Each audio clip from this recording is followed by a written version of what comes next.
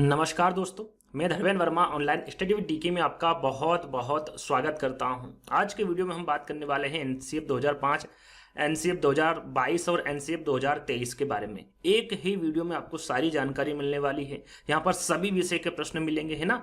Top 100 प्रश्न एक ही video में आपको 100 प्रश्न मिलने वाले हैं, जो कि कहीं भी नहीं मिलेंगे। यदि आपने सीटेट एग्जाम दी होगी तो आपने देखा होगा कि एनसीएफ से कम से कम 4 से 5 प्रश्न और ज्यादा ही पूछे जाते हैं। सभी विषय की बात कर रहा हूं, सभी विषय के प्रश्न भी आपको इस वीडियो के माध्यम से मिलेंगे। तो कम से कम 5 नंबर आपके यहां पर पक्के हो जाएंगे यदि आपने ये वीडियो कंप्लीट कर लिया। तो ये वीडियो देखने के बाद कहीं और वीडियो देखने की आवश्यकता नहीं होगी, क्योंकि इसमें सभी बुक्स का निचोड़ है, सभी प्रश्न एक साथ आपको मिलने वाले हैं।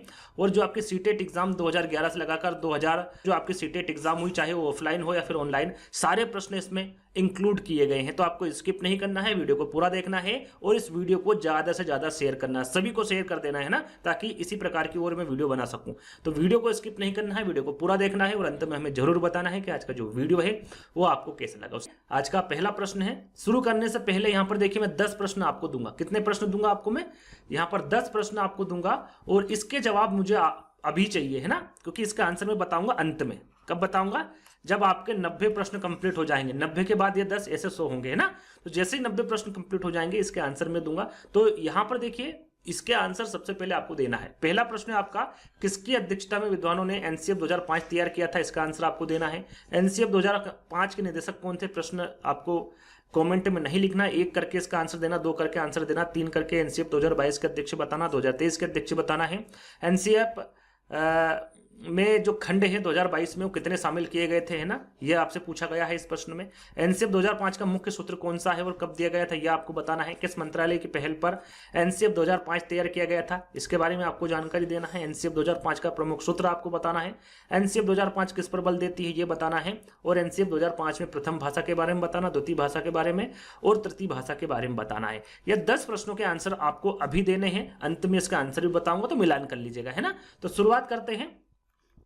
आज का पहला प्रश्न है आपका, राष्ट्रीय पाठचर्या रूपरेखा 2005 के अनुसार ईवीएस पाठचर्या में सुझाए गए 6 थीमों में से निम्नलिखित में से एक थीम कौन सा है? कितने थीम है टोटल? कितने ईवीएस में बताए गए हैं?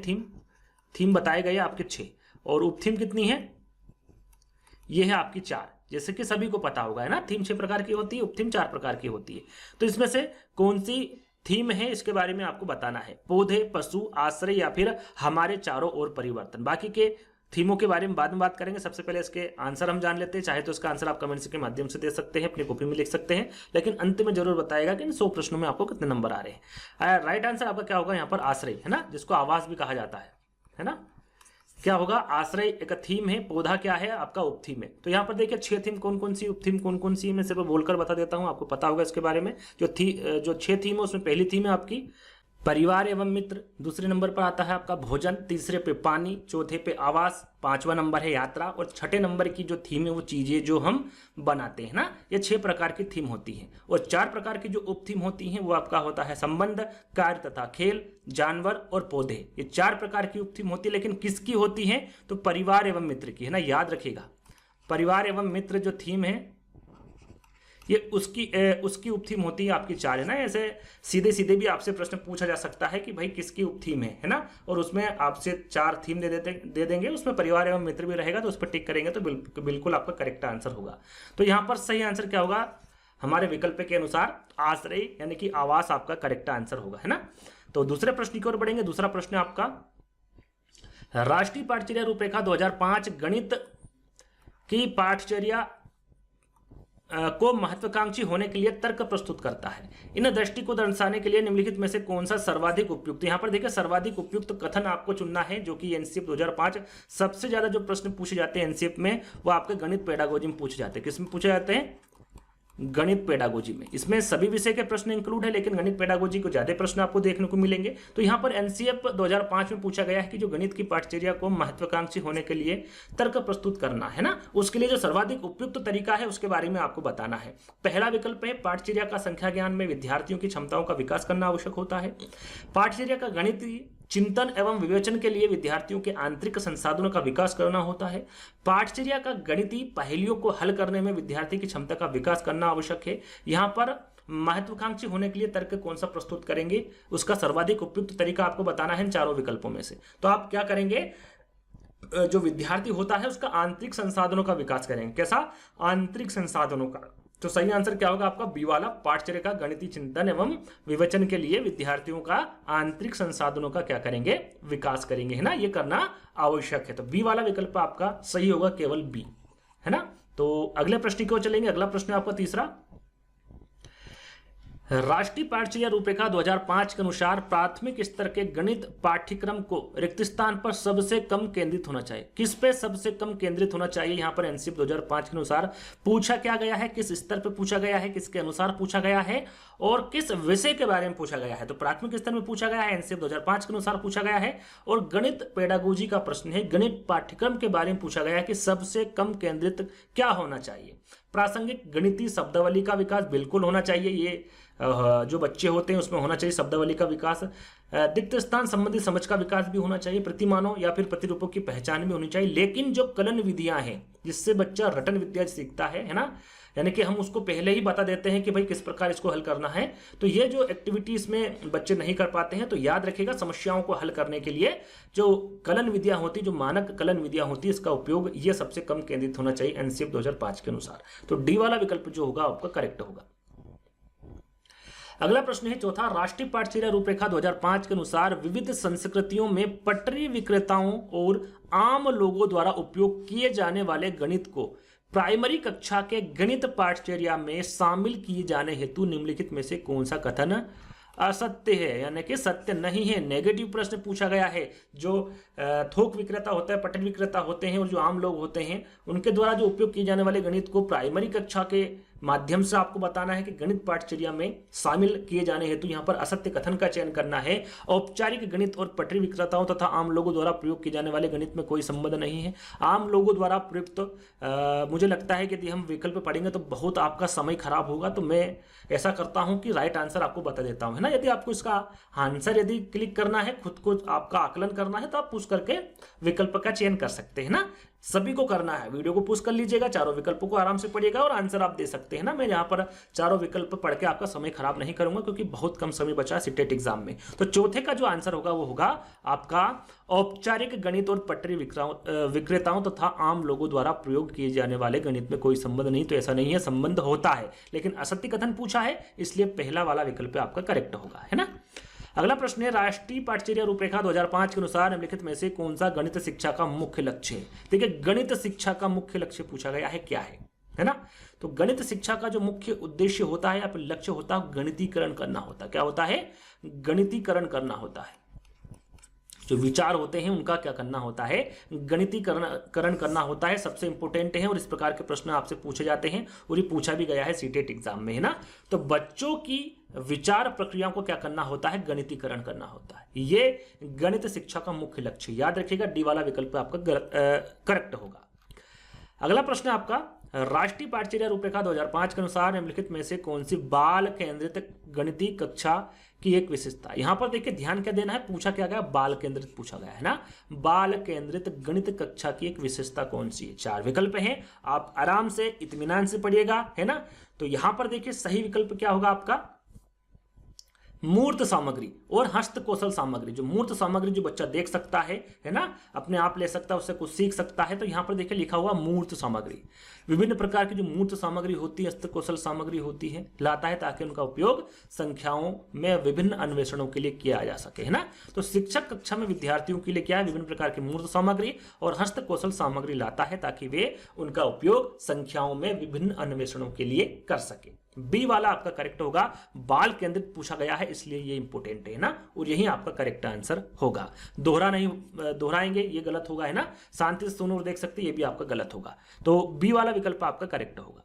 चलिए अगला प्रश्न है, यहाँ पर राष्ट्रीय लिखा हुआ है ना। राष्ट्रीय पाठचर्या रूपरेखा 2005 के अनुसार एक गणित शिक्षक से अपेक्षित किया है। क्या आप अपेक्षा कर सकते हैं एक गणित शिक्षक से? चार विकल्प ही आपके सामने, आप अच्छे से पढ़ लीजिएगा, आंसर आपको देना है ना। सबसे पहले आंसर आप देंगे, उसके बाद मैं तो दूंगा ही, उसमें आपको मिलान करना है। तो देखिए यहाँ पर सही आंसर क्या हुआ? गणित शिक्षक से क्या आप अपेक्षा करेंगे? तो जो मेधावी बच्चे होते हैं उनके स्तर के, या कह सकते हैं पहला वाला विकल्प आपका सही होगा, गणित कक्षा में जो मेधावी बच्चों को उनके स्तर के अनुकूल चुनौतियां प्रदान करते हुए सभी बच्चों की सहभागिता सुनिश्चित करना, सभी बच्चों की, है ना। तो याद रखिएगा ये वाला विकल्प आपका एक गणित शिक्षक के रूप में, यदि आप एक गणित शिक्षक है तो आपको ये करना होगा, है ना। जो गणित कक्षा में मेधावी बच्चों को उनके स्तर के अनुकूल चुनौतियां प्रदान करने के साथ साथ जो सभी बच्चे हैं उनका भी आपको ख्याल रखना होगा, है ना, उनका भी सहभागिता सुनिश्चित करना होगा। तो पहला वाला विकल्प आपका सही होगा। यहाँ पर प्रश्नों को हल करना यह आपका गलत होगा। जहां पर ड्रिल अभ्यास आ जाए बिल्कुल या नेगेटिव में चला जाएगा, ये आपका बिल्कुल नहीं होगा, ध्यान दीजिएगा। जहां पर ड्रिल दिखे या फिर अभ्यास दिखे बिल्कुल गलत कर दीजिएगा, है ना, वो आपका कभी भी सही नहीं होगा। तो आपका सही आंसर क्या होगा? आपका पहला वाला।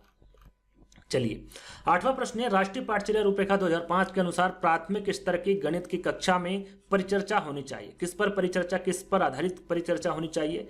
यहाँ पर प्राथमिक स्तर पर पूछा गया है, गणित की कक्षा के बारे में पूछा गया है कि जो परिचर्चा होती है वो किस पर होनी चाहिए, है ना, किस पर आधारित होनी चाहिए। 4 विकल्प हैं आपके सामने, तो यहाँ पर सीधे सीधे मैं आंसर बताऊंगा। संदर्भात्मक एवं बच्चों के जीवन के अनुभवों पर आधारित होनी चाहिए। किसके? बच्चों के जीवन पर आधारित होनी चाहिए, है ना, और संदर्भनात्मक होनी चाहिए। तो तीसरा वाला विकल्प आपका करेक्ट होगा। चलिए अगला प्रश्न है, राष्ट्रीय पाठचर्या रूपरेखा 2005 के अनुसार प्राथमिक स्तर के बच्चों में गणित के प्रति रुचि एवं एक सकारात्मक दृष्टिकोण का विकास करने का सबसे उपयुक्त मार्ग यहाँ पर आपको बताना है। एनसीएफ 2005 के अनुसार बताना है। क्या बताना है? किसके स्तर पर बताना है? प्राथमिक स्तर पर। बच्चों के गणित के प्रति रुचि एवं सकारात्मक दृष्टिकोण का विकास करने के लिए सबसे उपयुक्त, यानी कि जो बच्चे गणित में रुचि प्राप्त करें, ऐसा क्या करना चाहिए, है ना, इस चारों विकल्पों के माध्यम से आपको बताना है। तो आपको क्या करना होगा भाई, जो बच्चे होते हैं उनके जीवन के अनुभवों के बारे में बताना है, गणित खेलों के बारे में आपको बताना है, पहेलियों से आप समझा सकते हैं, कहानियों के माध्यम से आप गणित में रुचि पैदा कर सकते हैं बच्चों में, है ना। तो सही आंसर क्या होगा? आपका बी वाला होगा। गणित एवं बच्चों के जीवन के अनुभवों में, गणित खेलों में पहेलियों और कहानियों का उपयोग आप कर सकते हैं और उसका संबंध बना सकते हैं। तो बी वाला विकल्प आपका करेक्ट होगा। चलिए अगला प्रश्न है, राष्ट्रीय पाठचर्या रूपरेखा 2005 के अनुसार गणित की प्राथमिक स्तर की पाठ्य पुस्तकों में किसका जरूर होनी चाहिए? क्या जरूरी होना चाहिए, है ना। तो क्या है वो? तकनीकी गणितीय शब्दावली होना चाहिए, गणितीय कहानियां, खेल और क्रियाकलाप होना चाहिए, प्रश्न हल करने की औपचारिक कलन विधि होनी चाहिए। जहां पर कलन विधि हो, याद रखेगा, वो कभी भी राइट आंसर नहीं होगा, है ना, नेगेटिव में चला जाता है। गणितीय संप्रतियों का सटीक परिभाषा, तो गणितीय में याद रखेगा कभी भी सटीक परिभाषाएं नहीं होती, सटीकता कभी नहीं पाई जाएगी गणित में, है ना। वो अप्रोक्सीमेट जो मानक जो लगभग जो होता है वो यहाँ पर आगे हम इसके बारे में बात करेंगे। अगला शायद वही प्रश्न आएगा तो उसके बारे में हम आपको जानकारी देंगे, लेकिन सटीकता नहीं होती, है ना। तो यहाँ पर सही आंसर क्या होगा? आपका 10वें का। देखिए एनसीएफ 2005 के अनुसार गणित की प्राथमिक स्तर पर पूछा गया। मैंने क्या बताया? कौन सा स्तर पूछा गया? प्राथमिक स्तर में। आप किस प्रकार जरूर समझेंगे एनसीएफ 2005 के अनुसार? उसमें गणितीय कहानियां होना चाहिए, खेल और क्रियाकलाप होना चाहिए, है ना। तो ये जरूरी होना चाहिए। क्या? गणितीय कहानियां, खेल और क्रियाकलाप। बी वाला विकल्प, यानी कि बच्चों के माध्यम से आपको आंसर देना है ना। तो बी वाला आपका बिल्कुल करेक्ट होगा। अगला प्रश्न है, राष्ट्रीय पाठचर्या रूपरेखा 2005 के अनुसार प्राथमिक स्तर के गणित का शिक्षण एवं अधिगम केंद्रित होना चाहिए। यहाँ पर देखिए प्राथमिक स्तर पर पूछा गया है, गणित का शिक्षण एवं अधिगम जो है वो किस पर केंद्रित होना चाहिए? गणितीय शब्दावली के अधिगम पर केंद्रित होना चाहिए। कलन विधियां, मैंने आपको बताया था, जहां पर कलन विधियां है वहां पर नेगेटिव होगा और कभी आंसर करेक्ट नहीं होगा, है ना। गतिविधियों के माध्यम से गणितीय परिवेक्षणों पर, प्रश्नों को हल करने के गहन अभ्यास पर। तो यहाँ पर जो प्राथमिक स्तर के बारे में पूछा गया है कि गणित का शिक्षण एवं अधिगम किस पर केंद्रित होना चाहिए, तो सही आंसर क्या होगा आपका? ये गतिविधियों के माध्यम से गणितीय परिवेक्षणों पर आधारित होना चाहिए। किस पे? गणितीय परिवेक्षणों पर। तो तीसरा वाला विकल्प आपका क्या होगा? करेक्ट होगा। अगला प्रश्न, राष्ट्रीय पाठचर्या रूपरेखा 2005 के अनुसार आपको देखिए यहाँ पर एक कथन दिया गया है, इसी के बारे में कि जो गणित होता है वो अनुमानित होता है ना, सन्निकटन होता है। तो यहाँ पर सटीकता इसमें नहीं पाई जाती है। तो अनुमान एवं सन्निकटन कौशल के विकास में स्कूली गणित एक सार्थक भूमिका निभा सकता है। यहाँ पर एक कथन दिया गया है और पूछा गया भैया सही है या फिर नहीं है, सही है तो क्यों है? तो यहाँ पर कथन है कि अनुमान एवं सन्निकटन कौशल के विकास में जो स्कूली गणित है क्या एक सार्थक भूमिका निभा सकता है? तो बिल्कुल निभा सकता है, बिल्कुल सत्य है, क्योंकि कई वैज्ञानिक गणितीय और प्रतिदिन की समस्याओं को हल में अनुमान एवं सन्निकटन निहित है, यानी कि उसमें जो अनुमान है वो लगाए जाते हैं क्योंकि कई वैज्ञानिक ऐसे होते हैं जो गणितीय और प्रतिदिन की समस्याओं के हल में अनुमान एवं क्या करते हैं, सन्निकटीकरण निहित होता है उसमें, है ना। तो आपका जो डी वाला विकल्प होगा वो करेक्ट होगा। चलिए अगला प्रश्न है, राष्ट्रीय पाठ्यचर्या रूपरेखा 2005 के अनुसार निम्नलिखित में से कौन सा गणितीय कौशल दृश्य अधिगम में आवश्यक नहीं है? यहाँ पर देखिए दृश्य अधिगम में पूछा गया है। आंकड़ों का प्रहस्तन, बिल्कुल आप आंकड़े करेंगे तो उसमें दृश्य अधिगम की जरूरत पड़ेगी, आपका निरूपण में पड़ेगी। दृष्टिकरण तो इसमें है, दृश्यकरण है ना। निगमनात्मक विवेचन, निगमनात्मक विवेचन में जो आप नियम बताएंगे आप बिना देखे भी उनको बता सकते हैं, तो ये आपका दृश्य अधिगम के अंतर्गत नहीं आएगा। तो डी वाला विकल्प आपका क्या होगा, करेक्ट आंसर होगा। चलिए अगला प्रश्न है, राष्ट्रीय पाठ्यचर्या रूपरेखा 2005 के अनुसार प्राथमिक स्तर पर गणित में सबसे कम महत्वता देनी होगी। देखिए सबसे कम पूछा गया है, किस विषय में पूछा गया है, गणित में। कौन से स्तर में पूछा गया है, प्राथमिक स्तर में। तार्किक विवेचन, सटीकता, समस्या समाधान या फिर दृश्यीकरण। तो प्राथमिक स्तर पर गणित में सबसे कम महत्वता किसको देनी चाहिए? मैंने अभी आपको बताया था जो गणित होती प्राथमिक स्तर पर सटीकता नहीं पाई जाती है ना, तो यहाँ पर क्या होगा, आपका सटीकता होगा। ये सबसे कम महत्वता देनी होगी एनसीएफ 2005 के अनुसार। बच्चा गलती करेगा तभी तो सीखेगा ना, ये एनसीएफ का कहना है कि बच्चे को त्रुटियां करने दो, है ना। वो जब त्रुटियां करेगा तभी तो सीखेगा, इसलिए सटीकता इसमें कोई मायने नहीं रखती एनसीएफ 2005 के अनुसार। तो ये याद रखिएगा, ये सबसे कम महत्वता देनी होगी सटीकता को। तो बी वाला विकल्प आपका करेक्ट होगा। अगला प्रश्न है, राष्ट्रीय पाठ्यचर्या रूपरेखा 2005 के अनुसार प्रारंभिक स्तर पर निम्नलिखित में से कौन सा उद्देश्य गणितीय शिक्षा हेतु उच्च उद्देश्य माना गया है? अब यहाँ पर देखिए उच्च उद्देश्य पूछा गया है, प्रारंभिक स्तर पर पूछा गया है ना, और गणितीय शिक्षा हेतु पूछा गया है। तो क्या होगा, छोटे छोटे विकल्प पढ़ लेते एक बार। बच्चों के संख्यात्मक कौशलों का विकास करना होगा। बच्चे लिखा हुआ है ना, बच्चों को परिकलन कौशल में दक्ष करना होगा। विचारों की स्पष्टता तथा तर्कपूर्ण गणितीय चिंतन का विकास करना होगा। साथ में भविष्य में प्रतियोगात्मक परीक्षाओं हेतु कौशल का निर्माण करना होगा। क्या है यहाँ पर सबसे उच्च उद्देश्य शिक्षा हेतु बताना है, गणित शिक्षा हेतु। तो यहां पर सही आंसर होगा आपका विचारों की स्पष्टता तथा तर्कपूर्ण गणितीय चिंतन का क्या करना होगा, विकास करना होगा, है ना। तो तीसरा वाला विकल्प आपका करेक्ट होगा। राष्ट्रीय पाठ्यचर्या रूपरेखा 2005 के अनुसार निम्नलिखित में से कौन सा क्रियाकलाप एक रचनात्मक कक्षा पर आधारित है? रचनात्मक कक्षा के बारे में पूछा गया है ना एनसीएफ 2005 के अनुसार। इन चारों विकल्पों में से वो कौन सा क्रियाकलाप है जो रचनात्मक कक्षा पर आधारित है? तो राइट आंसर आपका यहां पर होगा वह शिक्षक समूह के लिए क्रियाकलाप का अवलोकन करता है और विद्यार्थियों को प्रश्न हल करने में सुगमता प्रदान करता है। ये आपका रचनात्मक कक्षा होगा। पहले क्रियाकलाप का अवलोकन करो, उसके बाद में विद्यार्थियों को प्रश्न हल करने में पहले अवलोकन करना चाहिए, जिससे क्या होगा, विद्यार्थियों को प्रश्न हल करने में सुगमता प्रदान होगी, है ना। तो यहां पर बी वाला विकल्प आपका क्या होगा, करेक्ट होगा। अगला प्रश्न, राष्ट्रीय पाठ्यचर्या रूपरेखा 2005 के अनुसार प्राथमिक कक्षा के एनसीईआरटी पाठ्य पुस्तकों में भोपाल यात्रा दी गई है। कबाड़ बेचने वाला यानी कि जंक सेलर इत्यादि जैसे पाठ देने का सर्वाधिक उपयुक्त उद्देश्य है। ये जो दो पाठ है ये क्यों दिए गए हैं, इसका उद्देश्य क्या है, ये पूछा गया है ना सीधा सीधा। तो इसका उद्देश्य होता है जो बच्चे होते हैं वास्तविक जीवन से गणित को जोड़ना होता है ना, जो दैनिक जीवन होता है उसमें जोड़ना होता है। तो बच्चों के वास्तविक दैनिक या फिर जीवन से गणित को जोड़ना होता है, ये पाठ देने का उद्देश्य ये होता है ना। तो तीसरा वाला विकल्प आपका सही होगा। अगला प्रश्न है, राष्ट्रीय पाठ्यचर्या रूपरेखा 2005 में प्रत्युत्तर में सीबीएसई ने सतत एवं समग्र मूल्यांकन को किस वर्ष में प्रस्तावित किया? यहां पर देखा सीधा सीधा प्रश्न पूछा गया, तथ्यात्मक प्रश्न है ना। सीबीएसई ने सतत एवं समग्र मूल्यांकन को किस वर्ष प्रस्तावित किया था? 2005 में, 2010 में, 21 में या फिर 16 में? तो याद रखिएगा, इंपोर्टेंट है, ये आपके सीटेट एग्जाम में पूछा गया था 2023 ऑनलाइन पेपर में। तो ये हुआ था आपका 2010 में। कब हुआ था? 2010 में प्रस्तावित हुआ था। सॉरी, तो बी वाला विकल्प आपका सही होगा। अगला प्रश्न है, राष्ट्रीय पाठ्यचर्या रूपरेखा 2005 के अनुसार रकली गणित का मूल उद्देश्य, यहां पर देखा रकली गणित का मूल उद्देश्य पूछा गया है। संख्या पद्धति का शिक्षण है, मात्राओं के मापन का शिक्षण है, समस्या समाधान के लिए गणितीय विवेचन यानी कि तर्कणा का विकास है, या फिर गणितीय सूत्रों द्वारा समस्याओं को हल करना है। तो राइट आंसर क्या होगा? इसका राइट आंसर होगा समस्या समाधान के लिए गणितीय विवेचन यानी कि तर्कणा का विकास करना होता है, इसका मूल उद्देश्य है ना। तो तीसरा वाला विकल्प आपका करेक्ट होगा। अगला प्रश्न है, राष्ट्रीय पाठचर्या रूपरेखा 2005 के अनुसार प्राथमिक स्कूली गणित का होना चाहिए। क्या स्मृति अभिमुख होना चाहिए, गतिविधि अभिमुख होना चाहिए, अभ्यास अभिमुख या फिर मूल्यांकन अभिमुख। यहाँ पर देखिए प्राथमिक स्कूली गणित का क्यों होना आवश्यक है ना, इसके बारे में पूछा गया है और एनसीएफ 2005 के अनुसार आपको आंसर देना है। तो राइट आंसर क्या होगा आपका, प्राथमिक स्कूल के बारे में पूछा गया तो गतिविधि आधारित होना चाहिए। कौन सा, गतिविधि आधारित यानी कि गतिविधि अभिमुख होना चाहिए। बी वाला विकल्प आपका करेक्ट होगा। अगला प्रश्न है, राष्ट्रीय पाठचर्या रूपरेखा 2005 के अनुसार बच्चे गणित में आनंद ले, इसके लिए क्या करना चाहिए। भाई गणित में आनंद ले बच्चे, आपने देखा होगा गणित से बहुत बच्चे डरते हैं ना, उसको करना नहीं चाहते और उससे डरते हैं। तो उसके लिए आपको क्या करना होगा, यानी कि एनसीएफ 2005 के अनुसार क्या करना होगा बच्चे को कि वो गणित में आनंद ले, है ना। प्रत्येक पाठ में अभ्यास के लिए अतिरिक्त प्रश्न सम्मिलित करने चाहिए। विद्यार्थी को प्रत्येक इकाई के अंत में दिए गए अभ्यास को हल करना चाहिए।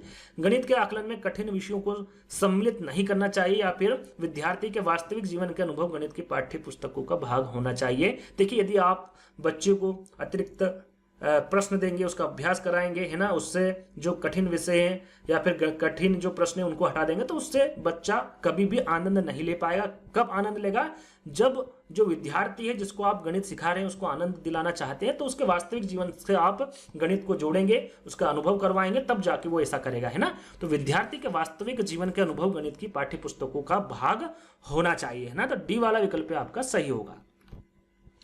अगला प्रश्न है, राष्ट्रीय पाठचर्या रूपरेखा 2005 के अनुसार गणित शिक्षा का एक मुख्य उद्देश्य है बच्चे की विचार प्रक्रिया का गणितीकरण करना, है ना, जो कि ये प्रश्न में भी पूछा गया था सीधे सीधे। अब यहाँ पर प्रश्न दे दिया गया है और पूछा गया है आगे कि निम्नलिखित में से किसके द्वारा उपयुक्त कथन का अर्थ सबसे उपयुक्त रूप से परिलक्षित होगा। सबसे उपयुक्त कथन आपको बताना है ना, कि भाई 2005 के अनुसार, एनसीएफ 2005 के अनुसार जो गणित है वो शिक्षा का एक मुख्य उद्देश्य है, जैसा कि आप सभी को पता है। बच्चे की विचार प्रक्रिया का गणितीकरण करना होता है, गणित का ये मुख्य उद्देश्य होता है, जैसा कि थोड़ी देर पहले बताया गया था और वो आपके सीटेट एग्जाम में पूछा भी गया था। तो यहाँ पर सही आंसर क्या होगा आपका 22वें का, तो इसका सही आंसर होगा आपका पहला वाला ही सही होगा कि बच्चे कितना गणित जानते हैं। इस पर बल देने के स्थान पर यह जानना महत्वपूर्ण है कि बच्चों में गणितीय चिंतन और जो अमूर्त विचारों को समझने की जो योग्यता है वो कैसे विकसित की जाए, है ना। ये जानना जरूरी नहीं है कि भाई उसको गणित कितना आता है ना, ये जानना महत्वपूर्ण नहीं है, इस पर आपको बल नहीं देना है। ये बल देना है कि बच्चा जो गणितीकरण चिंतन है या फिर अमूर्त विचारों को समझने की योग्यता कैसे उसमें विकसित करी जाए, इस पर आपको विशेष ध्यान देना है ना। ये सबसे उपयुक्त कथन है ना। तो पहला वाला विकल्प आपका सही होगा। वैसे तो जो पेडागोजी होती हैं वो चारों विकल्प ऐसे लगते हैं कि चारों विकल्प सही है, कभी कभी ऐसा लगता है, कभी कभी ऐसे विकल्प होते हैं कि चारों विकल्प देख के ही पता चल जाता है कि भाई सही विकल्प कौन सा है। तो ये आपके विचारों पर निर्भर करता है कि हमें कौन सा लगाना है, यानी कि कौन सा करेक्ट आंसर है ना। कभी कभी ऐसा होता है कि चारों विकल्पों के बारे में हमें जानकारी नहीं होती कि कौन सा सही है या फिर नहीं, तो अपने विचारों के अनुसार एक शिक्षक के रूप में आपको वहां पर आंसर का चयन करना है ना। तो अगला प्रश्न है, राष्ट्रीय पाठचर्या रूपरेखा 2005 के अनुसार गणितीकरण का तात्पर्य क्या होगा। गणित विचारों की व्याख्या करना या व्यक्त करना होगा, पाठ्य पुस्तकों के सभी प्रश्नों को हल करना होगा, गणित में अच्छे ग्रेड प्राप्त करना होगा, या फिर चीजों को गणितीय ढंग से देखने का कौशल होगा। तो यहाँ पर सही विकल्प का चयन करना है ना, कि गणितीकरण का तात्पर्य क्या है भाई एनसीएफ 2005 के अनुसार, ये आपको बताना है। तो देखिए जो गणितीकरण का तात्पर्य होगा वो गणितीय विचारों की व्याख्या करना या फिर व्यक्त करना होगा, साथ में चीजों को गणितीय ढंग से देखने की कौशल भी होगा, है ना, देखने का कौशल भी होगा कि जो चीजें हैं उनको आप गणितीय ढंग से देखें, है ना। तो ए और डी आपका, ए और डी, बी और सी आपका नहीं होगा। जो गणितीकरण है वो ना तो सभी प्रश्नों को हल करना होगा इसका तात्पर्य, और ना ही गणित में अच्छे ग्रेड प्राप्त करना होगा, है ना। तो ए और डी कहां पर है, पहले वाले विकल्प में, और यही आपका सही आंसर होगा।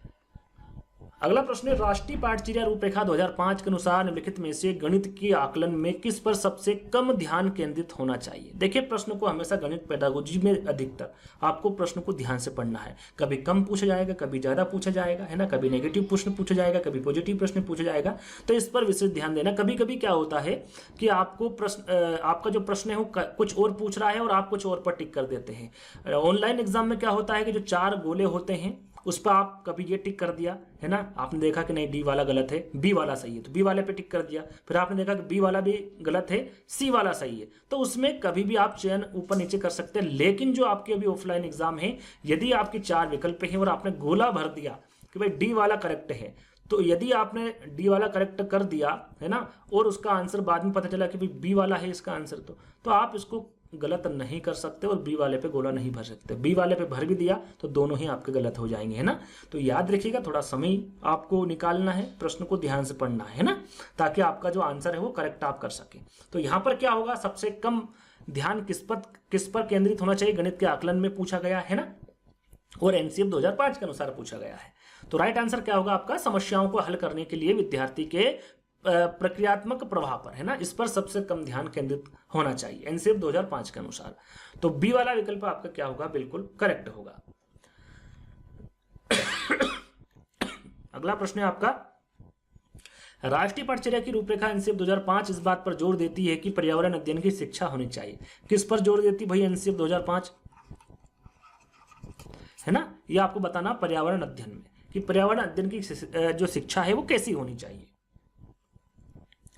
तो यहां पर आपका सही आंसर होगा, हमारे आसपास के वातावरण, साथ में प्रकृति, चीजों और लोगों के साथ बातचीत, क्रियाओं और भाषाओं दोनों के माध्यम से, है ना, ये पर्यावरण अध्ययन की शिक्षा होनी चाहिए। इनसे इस बात पर जोर देती भाई हमारे आसपास का जो वातावरण, पर्यावरण को आप जब भी समझेंगे, है ना, वातावरण से ही समझेंगे, हमारे आसपास का जो वातावरण होता है, प्रकृति होती, चीजें और लोगों के साथ बातचीत करेंगे, क्रियाकलापों और भाषाओं के माध्यम से आप पर्यावरण अध्ययन को काफी अच्छे से समझ सकते हैं। तो पहला वाला विकल्प जो होगा वो आपका बिल्कुल करेक्ट होगा।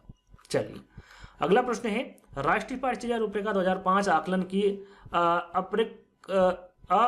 अपरिष्कृत विधियों को गणित शिक्षण अधिगम की प्रमुख समस्याओं के रूप में पहचान करता है।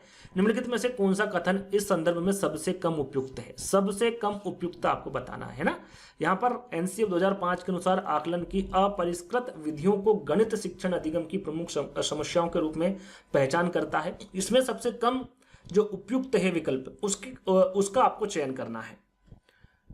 तो आपका सही आंसर क्या होगा, तीसरा वाला, है ना, गणित में आकलन की विधियों में विद्यार्थियों को प्रतिपुष्टि प्रदान करने का व्यापक दायरा। तो इसमें जो व्यापक दायरा है ये नहीं होना चाहिए, है ना, दायरा जो होता है वो सीमित होना चाहिए, व्यापक दायरा नहीं होना चाहिए। तो ये सबसे कम उपयुक्त होगा, सी वाला विकल्प आपका करेक्ट होगा।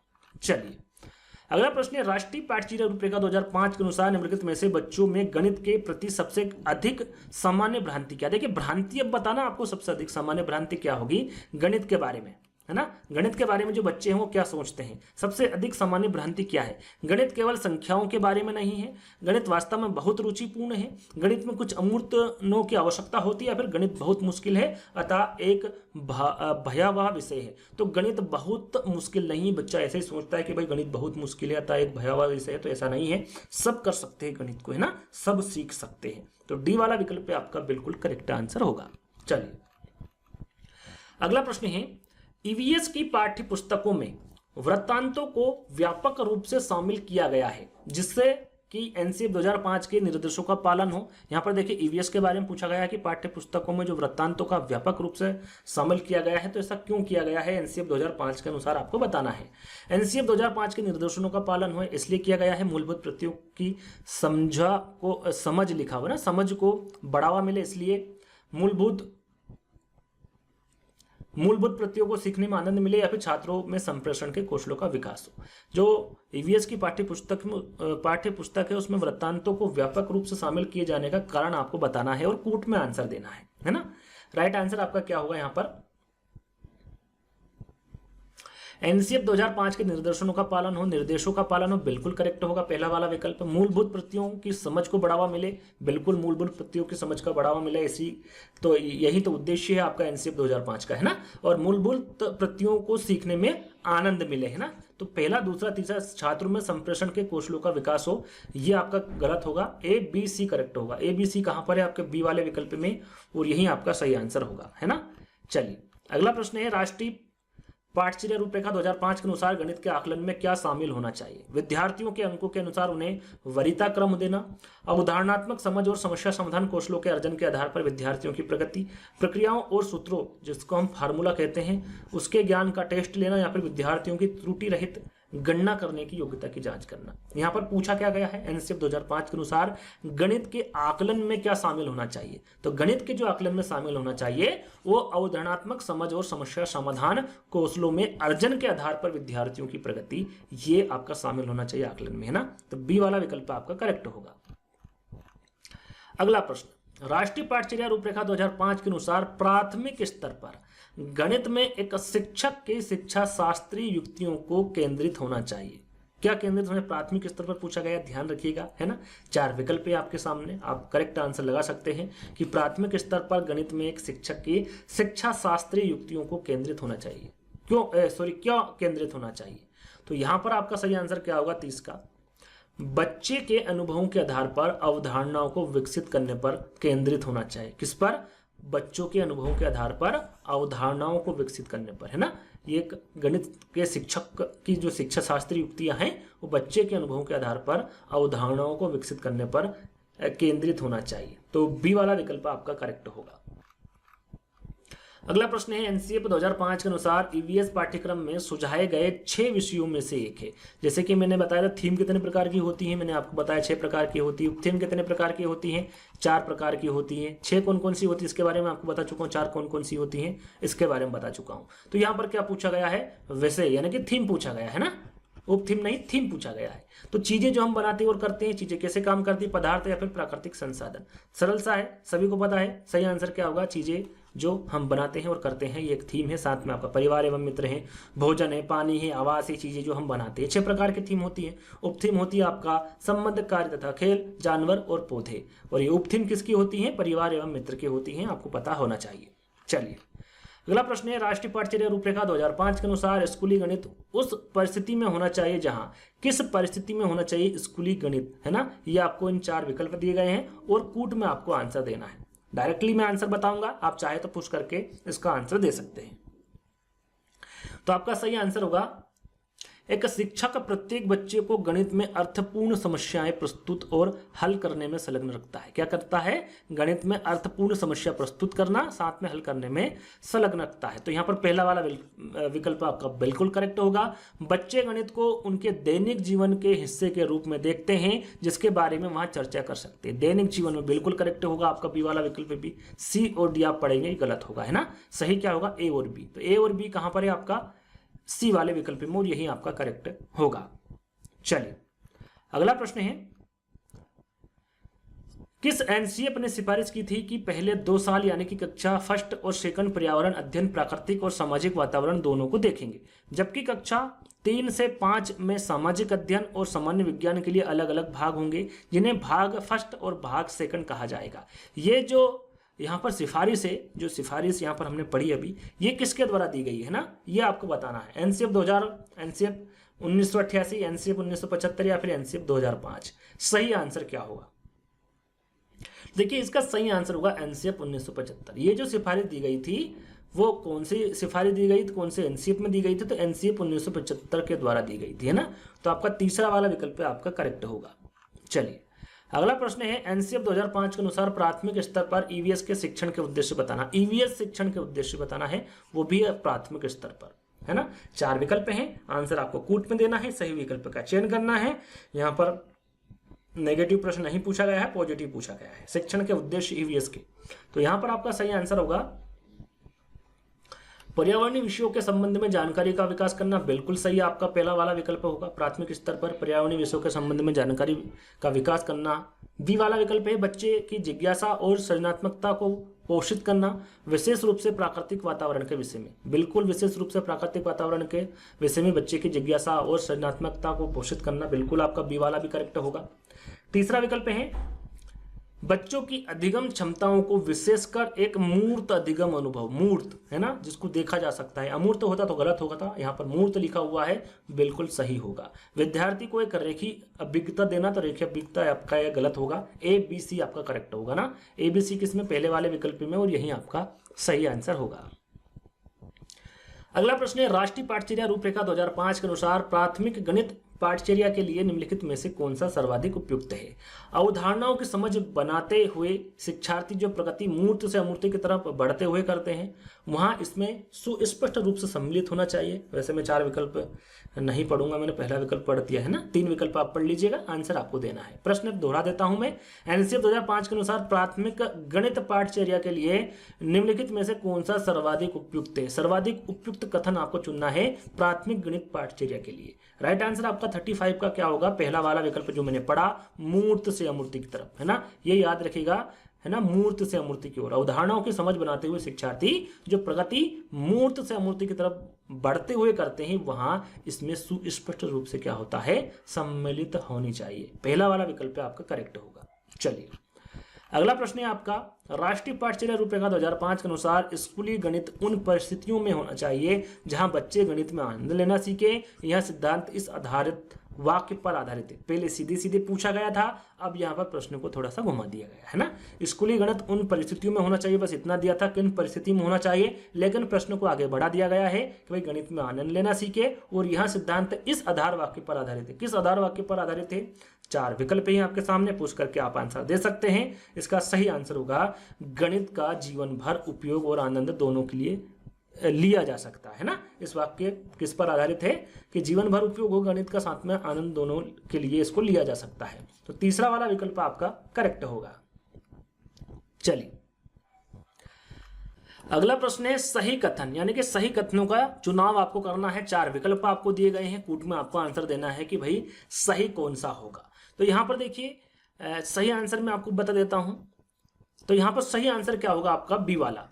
कक्षा फर्स्ट और सेकंड के लिए कोई पाठ्य पुस्तक निर्धारित नहीं की गई है ईवीएस की। कहां से की गई है? आपका 3rd से 5th तक की गई है ना, पहली और दूसरी में नहीं है, आपको पता ही होगा। तो ये कोई पाठ्य पुस्तक इसमें निर्धारित नहीं की गई है जिससे कि विद्यार्थियों को संदर्भित अधिगम वातावरण दिया जा सके। तो यहाँ पर पहला जो बी वाला विकल्प होगा ये करेक्ट होगा, है ना। पहला गलत होगा, 1st और 3rd लिखा हुआ है। कक्षा 1st और 2nd में ईवीएस विज्ञान सामाजिक ज्ञान द्वारा पढ़ाई जाती है, तो यहाँ पर 1st और 2nd में नहीं पढ़ाई जाती। ईवीएस वहाँ विषय जो केवल 4th और 5th कक्षाओं में पढ़ा जाता है, 4th और 5th में नहीं, 3rd से 5th में पढ़ा जाता है ना। 4th वाला भी आपका गलत होगा। सही कौन सा होगा आपका? बी वाला सही होगा, है ना। तो केवल बी कहां लिखा हुआ? तीसरे वाले विकल्प में, और यही आपका सही होगा। अगला प्रश्न है राष्ट्रीय पाठचर्या रूपरेखा 2005 के अनुसार गणितीय संप्रेषण को बढ़ाने उन्नयन का अर्थ क्या है? यहाँ पर जो गणित संप्रेषण को बढ़ाने का अर्थ क्या है इसके बारे में आपको बताना है एनसीएफ 2005 के अनुसार। तो यहाँ पर आपका करेक्ट आंसर होगा गणितीय चिंतन को सुव्यवस्थित, संगठित तथा अभिव्यक्त करना, है ना। यह आपका एनसीएफ 2005 के अनुसार गणितीय संप्रेषण को बढ़ाने का अर्थ होता है। गणितीय चिंतन को सुव्यवस्थित करना, संगठित करना, साथ में अभिव्यक्त करना। तीसरा वाला विकल्प आपका करेक्ट होगा। अगला प्रश्न है राष्ट्रीय पाठचर्या रूपरेखा 2005 के अनुसार निम्नलिखित में से कौन सा गणित अध्यापन के लक्ष्य के रूप में सबसे कम उपयुक्त? देखिए सबसे कम उपयुक्त आपको बताना है गणित अध्यापन के लक्ष्य में एनसीएफ 2005 के अनुसार आपको बताना है। तो यहां पर आपका सही आंसर होगा तीव्रता से गणना करने के लिए युक्तियां और तकनीकें सीखना, है ना। ये गणित अध्यापन के लक्ष्य के रूप में सबसे कम उपयुक्त है, तीव्रता से गणना करना। तो पहला वाला विकल्प क्या होगा आपका? सही होगा। समस्या समाधान के कौशलों को विकसित करना यह आपका सबसे कम उपयुक्त नहीं हो सकता। आलोचनात्मक चिंतन और तर्कना विवेचन कौशल का विकसित करना, प्रभावी गणितीय संप्रेषण के कौशलों को विकसित करना, ये तीनों जो है वो सबसे कम उपयुक्त नहीं है ना। इसमें चारों विकल्पों में सबसे कम उपयुक्त कौन सा है? गणित अध्यापन के लक्ष्य में पहला वाला, गणित तीव्रता से गणना करने के लिए युक्तियां और तकनीक सीखना। अगला प्रश्न है आपका राष्ट्रीय पाठचर्या रूपरेखा 2005 के अनुसार निम्नलिखित में से कौन सा प्राथमिक कक्षाओं में मापन के शिक्षण का मुख्य उद्देश्य नहीं है? नेगेटिव प्रश्न पूछा गया है। प्राथमिक स्तर पर कक्षाओं के मापन के शिक्षण का मुख्य उद्देश्य कौन सा नहीं है, इसके बारे में आपको बताना है। तो सही आंसर आपका होगा यहाँ पर मापन से संबंधित सभी समस्याओं को हल करने में निपुणता हासिल करना। प्राथमिक स्तर पर ऐसा संभव नहीं है, ये प्राथमिक कक्षाओं में मापन के शिक्षण का मुख्य उद्देश्य नहीं होगा। डी वाला विकल्प आपका सही होगा, है ना। बच्चों में अनुमान लगाने के कौशल को बढ़ावा बिल्कुल करेक्ट है। प्राथमिक स्तर पर मापन की इकाइयों से बच्चों को परिचित कराना, यह भी बिल्कुल सही करवा सकते हैं। और बच्चों को मापन की मानक और अमानक इकाइयों में अंतर कराना भी आप सिखा सकते हैं, लेकिन निपुणता हासिल करना यह मुमकिन नहीं है ना। तो डी वाला विकल्प आपका करेक्ट होगा। चलिए अगला प्रश्न है राष्ट्रीय पाठचर्या रूपरेखा 2005 के अनुसार यहाँ दृष्टि कथन कि विद्यालय का गणित उन परिस्थितियों में सीखा जा सकता है। किस परिस्थिति में सीखा जा सकता है? देखिए ये प्रश्न पहले भी पूछा जा चुका है और अब भी पूछा है, लेकिन जो 4 विकल्प हैं यानी कि जो 3 विकल्प यहाँ पर दिए गए हैं ये अलग है ना, विकल्पों को बदल दिया गया है। तो यहाँ पर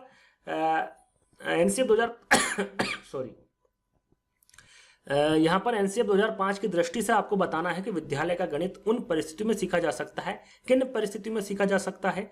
राइट आंसर आपका क्या होगा इसका? बच्चे गणित को सीखने में आनंद ले। बिल्कुल पहला वाला विकल्प आपका सही होगा, है ना। शिक्षकों से निम्न प्रदर्शन के लिए विद्यार्थी को कक्षा क्रियाकलापों में संलग्न रखने की अपेक्षा हो, यह आपका बी वाला गलत होगा। होनहार मेधावी बच्चे अर्थपूर्ण समस्याओं को प्रस्तुत एवं हल कर सके। आपका सही क्या होगा? आपका बच्चे गणित को सीखने में आनंद ले। पहला वाला जो विकल्प होगा यानी कि केवल ए, पहला विकल्प आपका करेक्ट होगा। चलिए अगला प्रश्न, राष्ट्रीय पाठचर्या रूपरेखा 2005 के अनुसार प्राथमिक स्तर के शिक्षार्थियों में गणित के अधिगम के संदर्भ में निम्नलिखित में से कौन सा कथन सत्य? यहां पर देखिए सत्य कथन पूछा गया है। प्राथमिक स्तर पे विद्यार्थियों के गणित के अधिगम के संदर्भ में कि आप गणित कैसे सिखा सकते हैं बच्चों को, है ना, प्राथमिक स्तर में। ये कथन कौन सा सत्य है इसके बारे में आपको बताना है। तो डायरेक्टली मैं विकल्प पे चलता हूं। आपका यहाँ पर पुनरुत्पादन नहीं होगा, है ना, ये आपका रटन विद्या होगी। आपका बी वाला देखते हैं, बच्चों को विभिन्न क्रियाकलाप प्रश्नोत्तरी और परिचर्चाओं में भाग लेने संलग्न रखने के लिए अवसर प्रदान करना, बिल्कुल करेक्ट होगा बी वाला। शिक्षण है तो अवधारणाओं को विद्यार्थियों के पूर्व विद्यमान विचारों से जोड़ना, बिल्कुल आपका सी वाला भी करेक्ट होगा। बी और सी आपका यानी कि पहला वाला करेक्ट आंसर होगा। अगला प्रश्न है, राष्ट्रीय पाठचर्या रूपरेखा 2005 के अनुसार गणित के शिक्षण अधिगम के मुख्य व्यवस्थागत समस्याओं में से एक कोष्ठकरण, है ना, यहां क्या दर्शाता है? जो कंपार्टमेंटलाइजेशन होता है ये किसको दर्शाता है, इसके बारे में आपको बताना है। 4 विकल्प ही आपके सामने। राइट आंसर आपका होगा यहाँ पर ये प्राथमिक विद्यालय और हाई स्कूल के गणित शिक्षकों के मध्य बहुत ही कम व्यवस्थित संवाद है ना। क्या है ये? बहुत ही कम संवाद है। तो आपका 43 का सही आंसर क्या होगा? बी वाला होगा। चलिए अगला प्रश्न है एनसीएफ 2005 के अनुसार प्राथमिक स्तर पर गणित के शिक्षण एवं अधिगम में ऐसी गतिविधि सम्मिलित करनी चाहिए। कैसी गतिविधि सम्मिलित करनी चाहिए आपके गणित शिक्षण में प्राथमिक स्तर पर पूछा गया है। तो यहाँ पर डायरेक्टली मैं आपको आंसर बताऊंगा। देखिए जो मूर्त से अमूर्त की ओर बढ़े, है ना, यानी कि जो पहले मूर्ति की ओर बढ़े फिर उसके बाद में अमूर्त की ओर बढ़े, प्रत्यक्ष से अप्रत्यक्ष की ओर। तो यहाँ पर मूर्त से अमूर्त की ओर बढ़े, ये आपका बिल्कुल करेक्ट आंसर होगा। गणित के शिक्षण एवं अधिगम में इन गतिविधियों को शामिल करना चाहिए। तो तीसरा वाला जो विकल्प होगा वो आपका करेक्ट होगा। अगला प्रश्न है एनसीएफ 2005 के अनुसार प्राथमिक स्तर पर गणित का शिक्षण और अधिगम किस पर केंद्रित होना चाहिए? जो प्राथमिक स्तर पर गणित है, गणित का जो शिक्षण है वो किस अधिगम पर केंद्रित होना चाहिए पूछा गया है। तो राइट आंसर आपका यहाँ पर होगा वो अवधारणा का परिचय देने के लिए गणितीय खेलों, पहेलियों एवं गतिविधियों पर आधारित होना चाहिए। बी वाला विकल्प आपका करेक्ट होगा। अगला प्रश्न है एनसीएफ 2005 के अनुसार प्राथमिक स्तर पर आपको बताना है गणित में शिक्षण और अधिगम विधियां केंद्रित होनी चाहिए। यहां पर अब स्तर पूछा गया है। इससे पहले सीधे सीधे आपसे पूछा गया था कि एनसीएफ 2005 प्राथमिक स्तर पर गणित में शिक्षण और अधिगम विधियां किस पर केंद्रित होना चाहिए। अब उसके यहाँ पर स्तर पूछे गए हैं, वो भी फुट में, है ना। तो यहाँ पर सही आंसर होगा कि गणित में विभिन्न प्रतिमानों की खोज पर, उसके बाद में शिक्षार्थियों के अनुमान एवं सन्निकटन के कौशलों के विकास पर, थोड़ी देर पहले इसके बारे में बताया था, है ना। तो बी वाला आपका करेक्ट होगा। अधिगम के अनौपचारिक विधियां जैसे खेल, पहेलियां हल करना इत्यादि पर। तो तीसरा वाला भी आपका करेक्ट होगा। परिशुद्धि समस्या समाधान पर विधियां, ये आपका गलत होगा। A B C, A B C कहां पर है? आपके तीसरे वाले विकल्प में, और यही आपका सही आंसर होगा। यही तीनों स्तर आपके करेक्ट होंगे। चलिए अगला प्रश्न है आपका, प्राथमिक स्तर के गणित में पाठ्यपुस्तक विधियां कविताएं, कहानियां और प्रतिमान संलग्न करती है। प्राथमिक स्तर पर जो गणित में पाठ्यपुस्तकें हैं उसमें विविध कविताएं, कहानियां और प्रतिमान संलग्न करती हैं। तो एनसीएफ 2005 के अनुसार आपको बताना है कि इसके लिए निम्नलिखित में से सर्वाधिक उपयुक्त कारण क्या है, क्यों करती है, इसका कारण आपको बताना है ना। तो इसका कारण क्या होगा? गणित को संदर्भित बनाना, साथ में बच्चों के जीवन के अनुभवों से जोड़ना। जहां पर बच्चों के जीवन के अनुभव से जोड़ना है वो हमेशा वो पॉजिटिव में चला जाएगा, करेक्ट आंसर होगा, है ना। तो ये सर्वाधिक उपयुक्त कारण होगा, है ना। तो डी वाला विकल्प आपका करेक्ट होगा। अगला प्रश्न है, गणित पर राष्ट्रीय पाठचर्या रूपरेखा के आधार पत्र के अनुसार लोक कलन विधि की समृद्धता की प्रशंसा या फिर सराहना बच्चे की गणित के बोध को समृद्ध कर सकती है।